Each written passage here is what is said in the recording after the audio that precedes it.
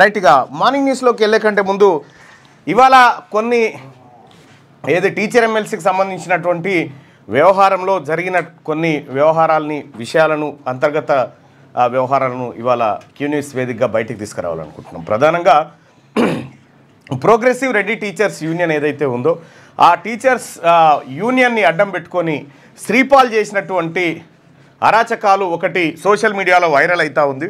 ఆ అరాచకాన్ని ఒకసారి మార్నింగ్ న్యూస్లో మీ ముందుకు తీసుకొచ్చేటువంటి ప్రయత్నం చేస్తూ ఉన్నాం. ఒకసారి ఆ అరాచకాలను కనుక రైట్గా శ్రీపాలుని కుంభకోణాల పేరుతోటి ఒక పాంప్లెట్ సర్క్యులేట్ అవుతూ ఉంది.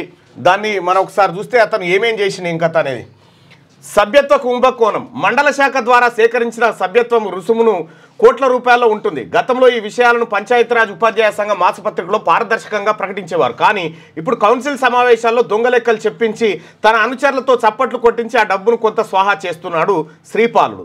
సమావేశాల కుంభకోణం రాష్ట్ర శాఖ ఆధ్వర్యంలో నిర్వహించే రాష్ట్ర కౌన్సిల్ సమావేశాలను ఏదైనా ఒక జిల్లాలో నిర్వహించినప్పుడు సదర్ జిల్లా ఆ ఖర్చులను భరించినప్పటికీ రాష్ట్ర శాఖ ఈ ఖర్చు భరించినట్టు తన ఆడిట్లో చూపించి సంఘం డబ్బులను స్వాహా చేస్తూ ప్రశ్నించే నాయకులను అదుపులో పదవులు ఊడగొడుతున్నారు. రాష్ట్ర పదవుల కుంభకోణం ఇదో ఒక విచిత్రమైన స్కామ్. రాష్ట్ర ఎన్నికలలో సంఘం కోసం పనిచేసే వారికి నిరాశ ఏర్పడుతున్నది.